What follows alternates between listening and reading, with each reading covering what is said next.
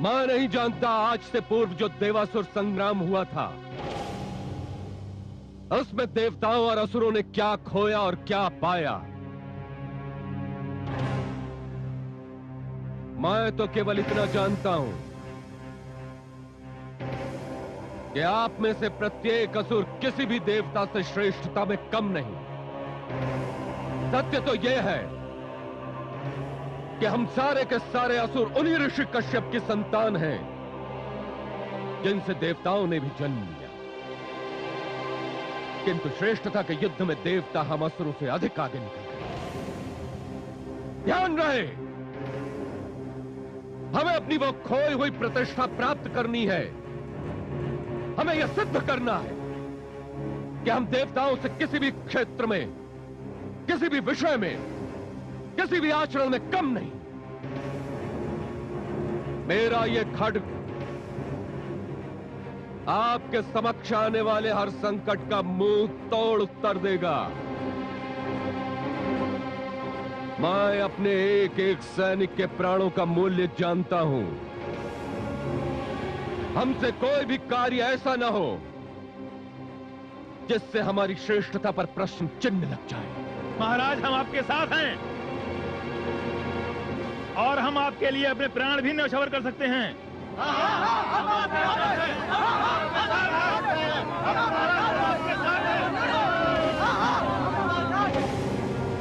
तो फिर चलो वीरों,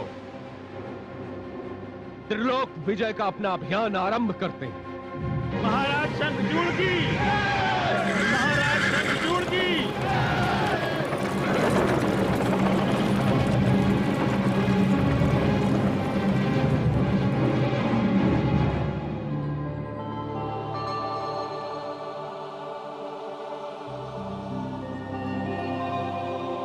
हे देवी भुवनेश्वरी, यह तो बड़ा ही विचित्र कांड घटने जा रहा है। असुर सम्राट शंखचूड़ त्रिलोक विजय करने निकला है और उधर देवराज इंद्र उसे रोकने की व्यवस्था में व्यस्त हैं। हां देवी महाकाली, आपने सत्य कहा। देवराज इंद्र शंखचूड़ को रोकने का उपाय तो कर रहे हैं, किंतु उन्हें यह ज्ञात नहीं कि असुर राज महाराज शंखचूड़ भगवान श्री विष्णु के अंश हैं। यह तो मैं भी सोच रही हूं। हे मां शक्ति, ऐसा कदाचित प्रथम बार हो रहा है कि विष्णु की शक्ति देवताओं के विरुद्ध युद्ध करने को निकली है। यह अत्यंत आवश्यक है महादेवी। इस कथा को देवी लक्ष्मी तथा देवी सरस्वती के द्वंद्व ने जन्म दिया है, इसलिए शक्तियों का सदुपयोग कम और दुरुपयोग अधिक हो रहा है। किंतु जो कुछ भी घटने जा रहा है वो बड़ा ही विस्मयकारी है। उधर देखिए महादेवी, इंद्रलोक में असुरराज शंखचूड़ को रोकने के लिए कैसी कैसी योजनाएं बन रही हैं। उसे रोकना होगा, किसी भी भांति रोकना होगा। किंतु हे देवराज, कैसे रोका जाए शंखचूड़ को? वो तो आंधी की भांति एक लोक से दूसरे लोक पर विजय प्राप्त करता हुआ हमारी ओर बढ़ता आ रहा है। वायुदेव, हम उसे आपकी शक्तियों द्वारा रोकेंगे। मेरे मस्तिष्क में एक योजना है। यदि उस योजना के अनुसार आपने कार्य किया तो उस झंझावात के पांव रुक जाएंगे। कहिए देवराज, मुझे क्या करना है? बताता हूं।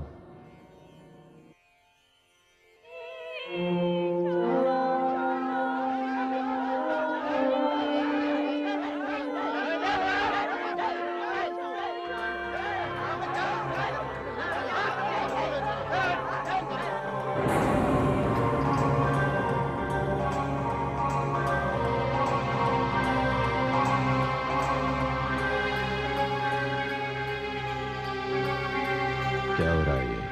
छोड़ दो मुझे।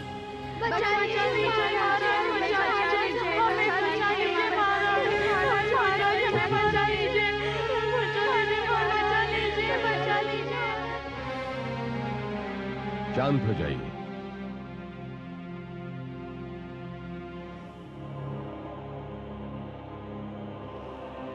सेनापति, कौन है ये स्त्रियां?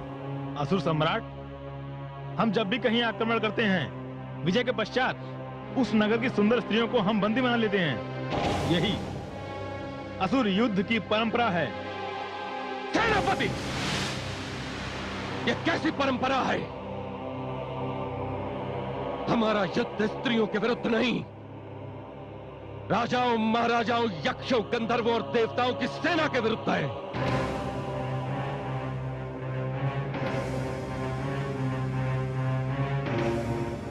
मुक्त कर दीजिए इन्हें। यह आप क्या कह रहे हैं महाराज? इससे पहले तो यही स्त्रियां असुरों के मनोरंजन का साधन बनती रही हैं। यही तो वो कारण है जो देवताओं को श्रेष्ठ और हम असुरों को निकृष्ट बना देता है।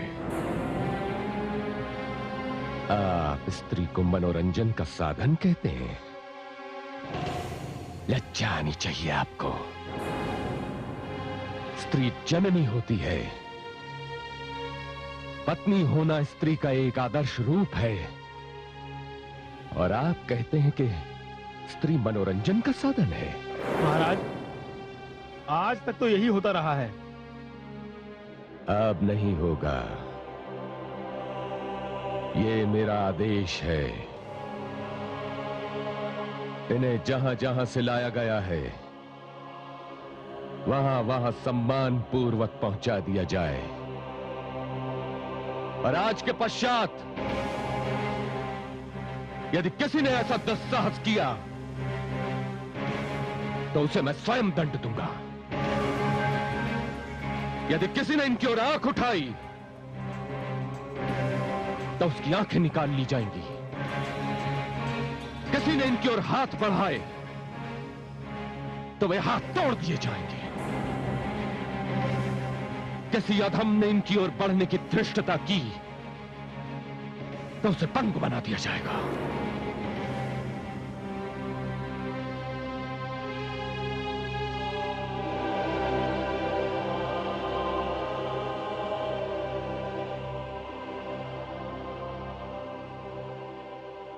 देवियों, मैं आज तक स्त्रियों पर किए गए सभी अत्याचारों के लिए असुरों की ओर से आप सबसे क्षमा चाहता हूं।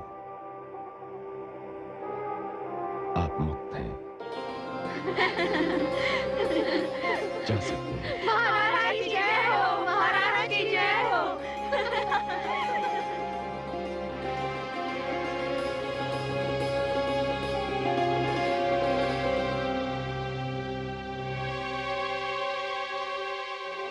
सेनापति जी महाराज।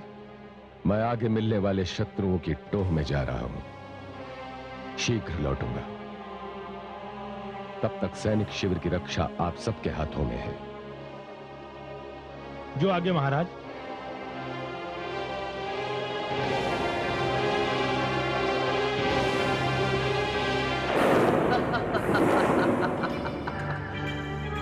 हे वायुदेव, आपको इससे अच्छा अवसर भविष्य में कभी प्राप्त नहीं होगा।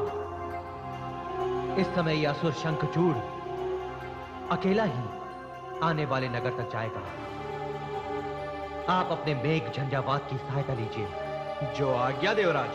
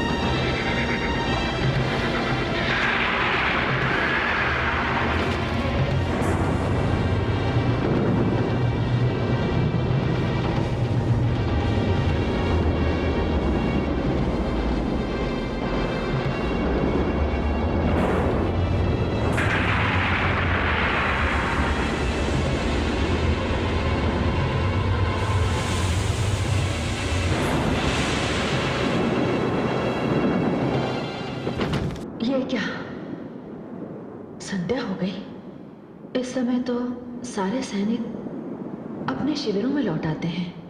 ऐसे समय में ये सारे के सारे अशुभ संकेत मुझे क्यों प्राप्त हो रहे हैं?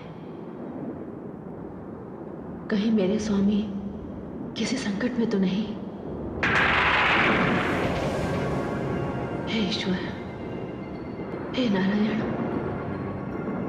हे वासुदेव, मेरे सुहाग की रक्षा करना।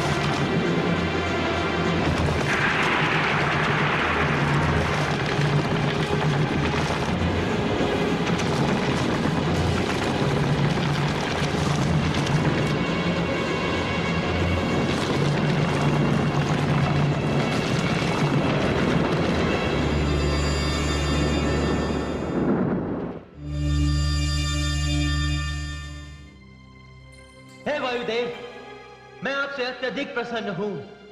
असुर शंखचूड़ अब जीवन पर्यंत उन पाषाण खंडों के नीचे दबा रहेगा। उसकी मुक्ति असंभव है, असंभव। हमने उसका विजय अभियान रोक दिया है। आज तो देवलोक में महोत्सव का आयोजन होना चाहिए।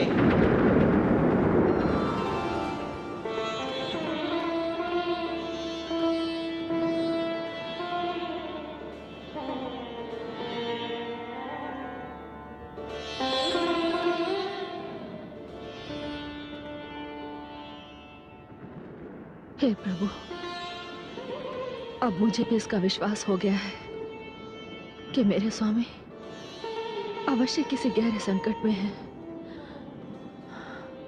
देवर्षि नारद ने जैसा मुझसे कहा, मैंने वैसा ही किया। मैं आपके 12 अक्षर मंत्र का जाप कर रही हूं। इस मंत्र ने जिस प्रकार बालक ध्रुव की रक्षा की, महान असुर भक्त प्रहलाद की रक्षा की, उसी प्रकार ये मंत्र मेरे पति की रक्षा करे। उन्हीं की रक्षा के लिए मैंने इस विरह को स्वीकार किया।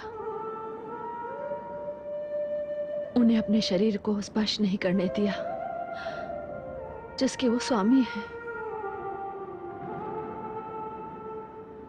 आप जब तक मुझे इसका संकेत नहीं देते कि मेरे पति सकुशल हैं, तब तक मैं अन्न जल ग्रहण किए बिना यहीं बैठे रहूंगी।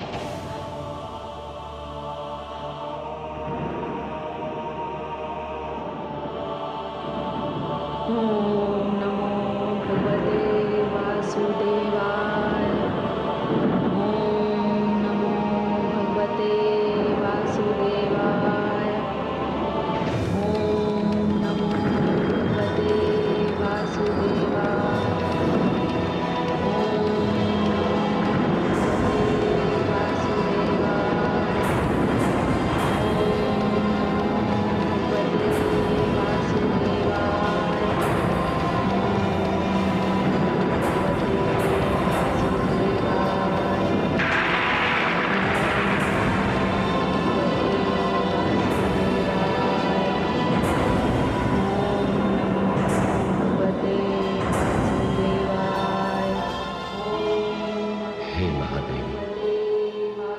ओम सहयोग देने के लिए तो मुझे स्वयं धरती पर आना होगा।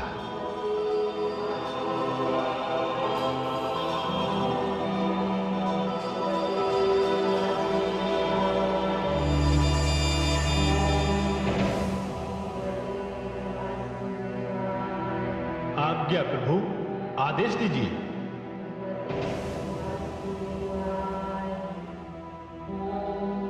पक्षीराज, शंखचूड़ हिमालय क्षेत्र में बड़े बड़े पाषाण खंडों के नीचे दबे पड़े हैं।